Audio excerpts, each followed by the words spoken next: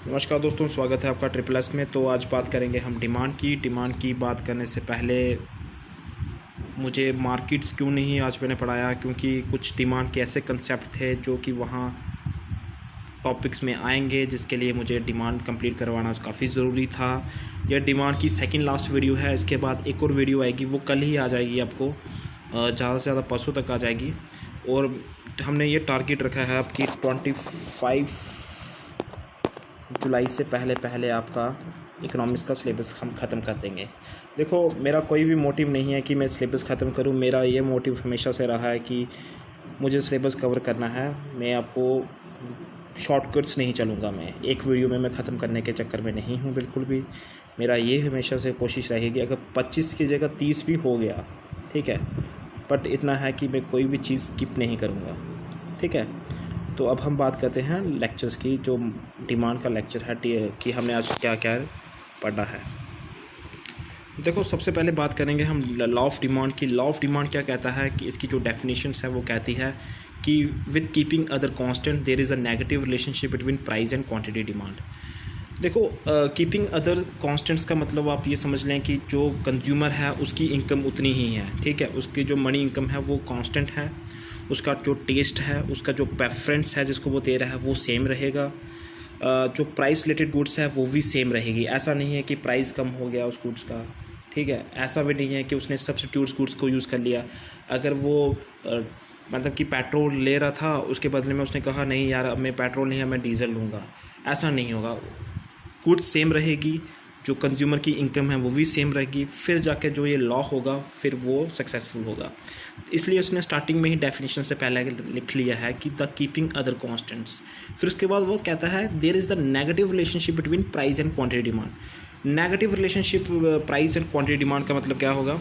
देखो, ये है प्राइस, ठीक है, ये आ गया आपकी डिमांड। इन केस आपका प्राइस बढ़ गया, जब भी आपका प्राइस बढ़ेगा तो आपकी डिमांड कम हो जाएगी। डेफिनेशंस क्या कहती है? There is the negative relationship between. Negative मतलब एक चीज़ बढ़ेगी दूसरी चीज़ कम होगी। किस किस के बीच में? प्राइस और क्वांटिटी डिमांड के बीच में, ठीक है। तो आपको ये समझ आ गया होगा कि negative relationship between price and quantity demand. इसकी एक एग्जांपल लेंगे, पहले ये डेफिनेशंस पूरी देख लेते हैं। उसके बाद वो बात कहता है कि if the price of commodity increase then demand will be decrease, if the price decrease then demand increase, other thing constant, ठीक है। देखो, एग्जांपल लेते हैं। जैसे अभी के समय जो पेट्रोल है उसका रेट 80 पर लीटर है, तो लोग काफ़ी कम यूज़ कर रहे हैं, काफ़ी कम तेल ले रहे हैं, क्योंकि अभी एकदम से पेट्रोल का प्राइस बढ़ गया, क्योंकि गवर्नमेंट्स ने एक्साइज ड्यूटीज़ कुछ ज़्यादा बढ़ा ली हैं, ठीक है। तो इन केस अगर ऐसा हो जाए कि मतलब कि 50 पर लीटर पेट्रोल हो जाए, तो लोगों की डिमांड बढ़ जाएगी। शायद लोग ना मतलब कि अपनी जो गाड़ियाँ हैं वो फुल कराना शुरू हो जाएंगे अपने टैंक्स, क्योंकि उन्हें लगेगा कि क्या शायद कल को 100 पर लीटर हो जाए, तो इससे अच्छा हम अभी से ही स्टोर करना शुरू कर दें पेट्रोल गाड़ियों में फुल कर रखें हम अपना। तो क्या हुआ, जैसे ही मैंने कहा कि पेट्रोल का प्राइस 50 हुआ, लोगों ने फुल करना शुरू कर दिया। जैसे 100 होगा, लोग शायद पब्लिक गाड़ियों का यूज़ करेंगे ज़्यादा, मतलब कि खुद की जो प्राइवेट गाड़ी हैं उनका कम यूज़ करेंगे, ठीक है। ये इसकी परफेक्ट एग्जांपल है लॉ ऑफ डिमांड की। एक और एग्जांपल लेते हैं, जैसे ओनियन, ठीक है।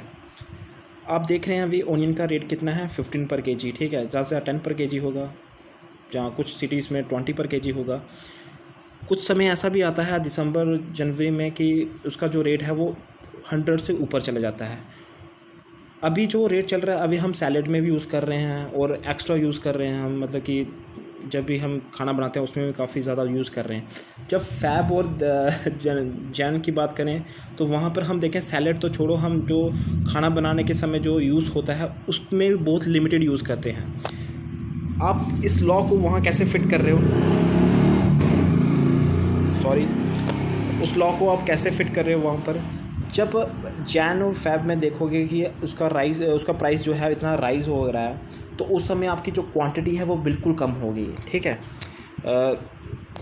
जब उसका प्राइस 120 था, ठीक है, मतलब इंक्रीज़ इतना ज़्यादा हो गया था प्याज का, तो उस समय जो डिमांड थी वो बड़ी कम हो गई, ठीक है। वो समझ लो 10, ठीक है, इतनी हो गई। अब आज का जो समय है, देखो ये नेगेटिव रिलेशनशिप है, प्राइस इंक्रीज़ है, डिमांड डिक्रीज़ हो रही है। अगर ऐसा हो जाए ऐसा है भी है। आज प्राइस जो है वो 15 है, आज डिमांड बहुत ज़्यादा है। आज हम मतलब कि उसका ये डिमांड है, ठीक है, उसका जो यूज़ है वो बहुत ज़्यादा कर रहे हैं। आज हम सैलेड में भी काफ़ी ज़्यादा यूज़ कर रहे हैं। ये नेचुरल नेचर है ये, ठीक है। जब भी किसी चीज़ का प्राइस कम होगा तो आपकी डिमांड बढ़ जाएगी, जब प्राइस इंक्रीज़ होगा तो आपकी डिमांड कम हो जाएगी। हम ऐसे कह सकते हैं कि ये inversely relationship between law of price और क्वांटिटी डिमांड है, या फिर वाई वर्सल आल्सो, ठीक है। डिमांड जब इंक्रीज़ होगी तो उस समय प्राइस कम होगा, जब प्राइस ज़्यादा होगा उस समय डिमांड कम होगी, ठीक है। और other thing remain a constant. तो आपको आई होप समझ आया होगा कि लॉ ऑफ डिमांड क्या है, ठीक है। उसके बाद हम आगे देखते हैं। देखो ये एक टेबल है, इससे आपको थोड़ा इजी से अंडरस्टैंड होगा। देखो जब प्राइस 5 था उस समय जो क्वांटिटी डिमांड थी वो 80 थी। मान लो कि जो 5 है ये क्या है, ये 5 जो है ये आइसक्रीम का एक कप मिल रहा है। जो दुकानदार है वो कितने ख़रीद रहा है, 80 स्टॉक मार्केट से, ठीक है, वो 80 ख़रीद रहा है। जब उसका प्राइस इंक्रीज़ हो गया, जो दुकानदार है वो उसने 50 ख़रीद लिया, क्योंकि उसे लगता था शायद मेरे से कंज्यूमर इतनी महंगी लेंगे या नहीं लेंगे। आफ्टर उसके बाद उसका 15 प्राइस हो गया तो उसने और कम ख़रीदना शुरू कर दिया। उसके बाद उसने और इंक्रीज़ किया प्राइस, तो उसने बिल्कुल कम कर दिया। उसको डर है कि शायद कंज्यूमर ख़रीदेंगे या नहीं ख़रीदेंगे। देखो इसमें हम एक चीज़ क्या देख रहे हैं, नेगेटिव रिलेशनशिप देख रहे हैं। कैसे, जैसे प्राइस बढ़ रहा है, ठीक है, हमारी डिमांड कम हो रही है। 10 से 15 हुआ, 15 से 30 हुआ, नेगेटिव रिलेशनशिप चल रहा है ना प्राइस और क्वांटिटी डिमांड में। यही लॉ कहता है, लॉ ऑफ डिमांड क्या कहता है, negative relationship between price and quantity demand के बीच में, ठीक है। तो उसके बाद हम थोड़ी डायग्राम देखेंगे, डायग्राम से आपको ईजी से अंडरस्टैंड होगा। देखो ये डायग्राम क्या कह रही है, जब इसका जो प्राइस था पी पे था, ठीक है, इसका प्राइस हाई था, उस समय जो डिमांड थी वो एल पे थी। जब इस चीज़ का कोई कमोडिटी समझ लो, ठीक है, जब कमोडिटी का प्राइस कम हुआ, P1 पे आ गया, जब P1 पे आया प्राइस तो इसकी डिमांड बढ़ गई। देखो नेगेटिव रिलेशनशिप है ना, अगर पॉजिटिव रिलेशनशिप होता तो कैसे होता, ऐसे होता, ठीक है, बट ये क्या है, नेगेटिव रिलेशनशिप है। तो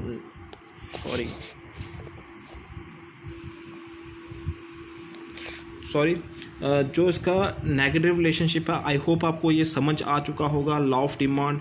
चलो इसकी एक और डायग्राम देखते हैं जिसको आपको और इजी से अंडरस्टैंड होगा। देखो ये भी जो है ये लॉ ऑफ डिमांड की डायग्राम है। देखो यहाँ पे जो प्राइस था वो इतना कम था, ठीक है, P3 था। उस समय जो डिमांड थी वो काफ़ी हाई थी, वो Q3 थी। जब थोड़ा सा प्राइस बढ़ा, प्राइस P2 पे आ गया, ठीक है, तो जो इसकी डिमांड थी वो कम हो गई। आफ्टर सम टाइम जो प्राइस था वो बिल्कुल हाई पे चला गया, तो हमारी डिमांड बिल्कुल कम हो गई, ठीक है। तो ये आप एक चीज़ देख रहे हैं, प्राइस बढ़ रहा है, डिमांड कम हो रही है, प्राइस कम हो रहा है, डिमांड बढ़ रही है। It's negative relationship between price और डिमांड। यही चीज़ क्या कहता है, लॉ ऑफ डिमांड कहता है, ठीक है। अब आपको आई होप कि पूरी तरह से समझ आ चुका होगा लॉ ऑफ डिमांड क्या है।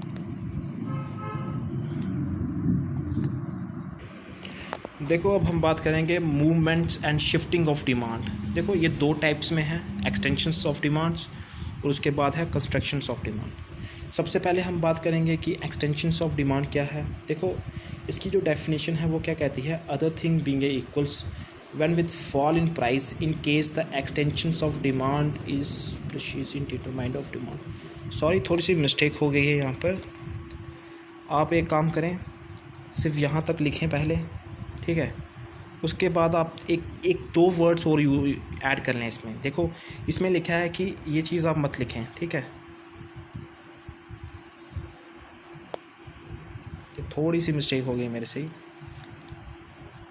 आप इसमें सिर्फ एक्सटेंशंस ऑफ डिमांड को ऐसे देखें कि other thing being equal when with fall in price, ठीक है, when fall in price the quantity demand of commodity rice, ठीक है। I repeat again, other thing being equal when with fall in price, उसके बाद आप लिखें quantity demand of A commodity rice is called extensions of demand. मतलब क्या है इसका मतलब, देखें इसका मतलब ये है कि जब आपका प्राइस कम होगा उस समय जो आपकी डिमांड है वो इंक्रीज़ होगी, डिमांड ऑफ कमोडिटी वो राइज होगा, उसको हम क्या कहते हैं, एक्सटेंशन ऑफ डिमांड। देखो एक्सटेंशन से ही पता लग रहा है आपकी डिमांड इंक्रीज़ होना।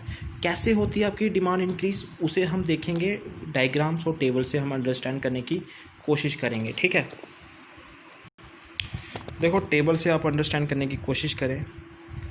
टेबल कहता है कि जब कभी भी प्राइस कम होगा, ठीक है, तो आपकी क्वांटिटी डिमांड वो इंक्रीज़ हो जाएगी। देखो जब प्राइस कम होगा उससे क्या होगी, आपकी डिमांड इंक्रीज़ हो जाएगी। जैसे मैं ऑनियन की बताए 120 से 10 पर केजी आ जाएगा तो आप शायद सैलेड में यूज़ करने लगेंगे। जब 120 पे आ जाएगा आप सैलेड भी नहीं यूज़ करेंगे, इवन कि आप सब्जी में भी कम यूज़ करेंगे, ठीक है। तो ये एक नेचर है, ठीक है। तो जब प्राइस फॉल हुआ आपकी क्वांटिटी डिमांड बढ़ गई, जिससे क्या हुआ, आपकी क्वांटिटी जो डिमांड है वो इंक्रीज़ हो गई, ठीक है। जैसे ये टेबल है, इसको आप, इस डायग्राम है इसे आप देखें। जब आपका प्राइस जो था वो 5 था, ठीक है, तो उस समय आपकी जो डिमांड थी वो 1 पे थी। जैसे आपका प्राइस फॉल हुआ 1 पे, आपकी डिमांड 5 पे आ गई। देखा, एकदम से आपकी डिमांड जो एक्सटेंशंस हो गई आपकी डिमांड्स की। अगर ये 4 पे आता तो आपकी थोड़ी सी डिमांड इंक्रीज होती, अगर और कम होता तो आपकी डिमांड इस तरह से चलती, ठीक है। ये लॉ ऑफ डिमांड ही चल रहा है सारा, ठीक है। The negative relationship between price and quantity demand. I hope आपको समझ आ गया होगा कि एक्सटेंशंस ऑफ डिमांड क्या है। जब प्राइस कम होता है उस समय जो डिमांड बढ़ती है उसको हम क्या कहते हैं, एक्सटेंशंस ऑफ डिमांड, ठीक है।